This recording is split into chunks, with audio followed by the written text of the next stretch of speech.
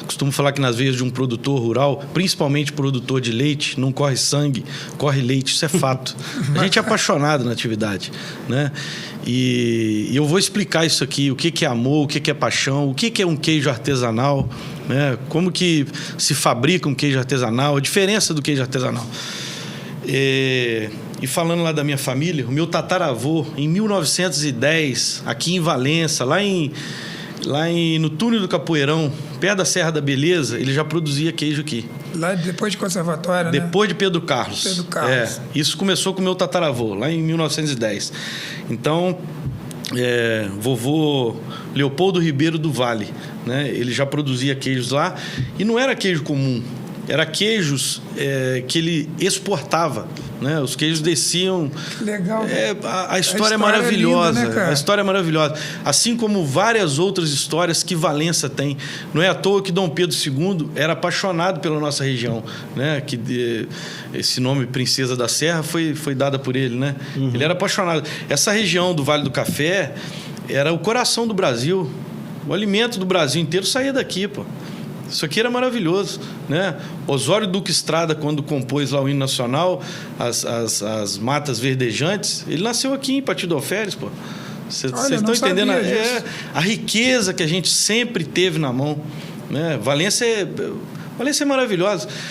Eu me surpreendo com a minha cidade direto. Ontem mesmo eu fui lá a convite do senhor Miguel Pellegrini, que está fazendo um excelente trabalho naqueles vagões ali, naquela Maria Fumaça, restaurando aquilo ali. Para mim, aquilo ali vai ser um dos principais pontos turísticos aqui de Valença, né? Então eu estava lá com o senhor Miguel. Está maravilhoso, tem um projeto ali maravilhoso, né? Um projeto de futuro e rápido, né?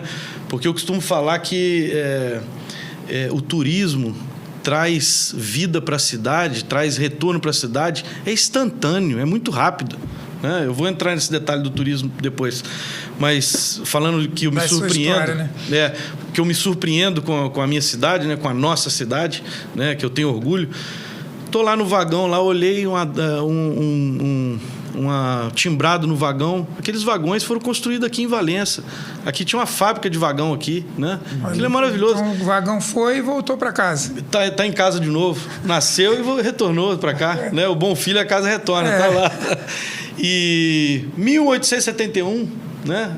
A primeira linha ferroviária de bitola estreita do Brasil é aqui de Valença, né? Maravilhoso. Mas voltando às origens, né, do meu tataravô, que ele fazia queijo aqui, tinha que fazer queijo, não podia ser queijo fresco, né, o frescal. Queijo frescal, o nome já diz. Queijo frescal é fresco. Ele não aguenta viagem, não aguenta uma maturação num clima mais quente. Então, o vovô, ele curava os queijos no porão, no porão da fazenda. Nas tulhas, né? As tulhas eram onde no porão da fazenda é fresco, tem umidade alta, a temperatura baixa e constante, né?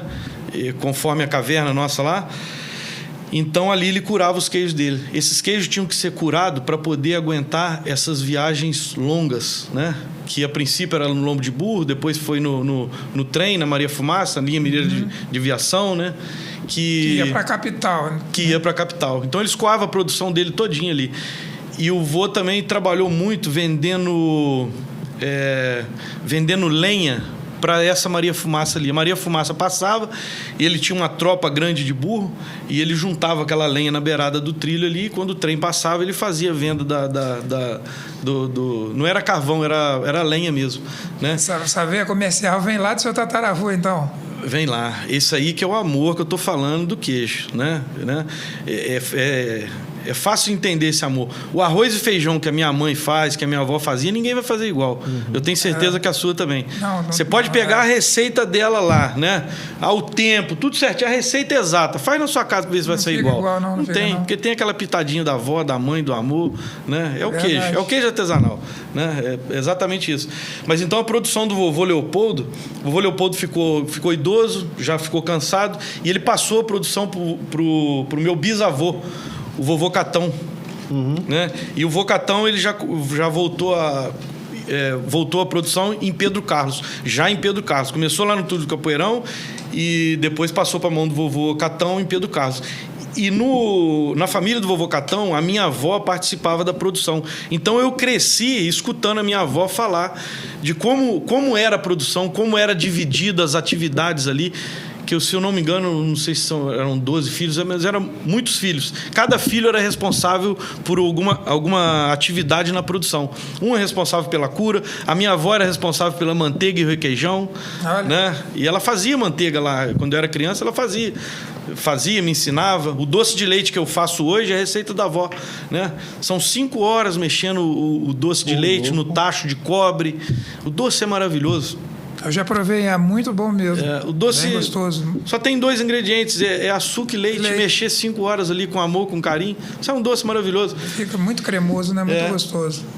Eu sou suspeito para falar, mas eu gosto muito. Hoje mesmo eu fiz doce. E eu ponho a mão na massa lá, né? Eu sou bem ativo ali. Você ajuda na produção. Ajudo na produção, de tudo. E essas 5 horas, assim, você tem um maquinário para fazer isso ou você tem ainda é manual ainda? É manual. Que isso, cara? O doce eu faço questão de ser manual. Meu né? Deus, cara. Mas fica revezando, tem uma equipe... Não. Não? É uma pessoa mexendo lá 5 horas. De 4 a 5 horas. Cara. Né? E não pode parar. Vou dar uma parada aqui para continuar. Não, tem que ser aquelas 4, 5 horas ali mexendo. Quer dizer, é por isso que... não que tenha assim, oscilação de sabor, mas eu acho que ele tem, às vezes, oscilação de cor, de textura. Tudo. Porque, lógico, você não consegue manter igual uma máquina ele girando o tempo todo. Então, às vezes você vai mais rápido, às vezes mais devagar. Você citou um exemplo muito bacana aí. O queijo artesanal, ele muda. Hoje você pode comprar um queijo meu e no verão ele está de um jeito, no inverno ele está de outro jeito. Sim. Eu costumo falar que... vivo, né? Sim, o queijo artesanal é vivo. Né? A gente vai até falar sobre isso depois, mas eu tive com outro membro aqui da equipe fazendo uma gravação para o Rota do Queijo. Depois a gente entra melhor nesse assunto. Mas eu lembro que você falou um negócio que me marcou. Queijo não aceita desaforo. Você falou isso algumas vezes. Que o queijo ele é um organismo vivo e que você tem que tratar ele com todo o cuidado ali, carinho, né, cara? Então, esse é um detalhe muito importante, né? A diferença do queijo artesanal. O nosso queijo, todo queijo nosso curado acima de 2 meses, ele é feito de leite cru, né? O que é o leite cru? É o leite que não recebeu tratamento, é um leite que não recebeu nenhuma química, não foi pasteurizado. Então, ele é um queijo vivo, né? Ele é um queijo de microbiota viva.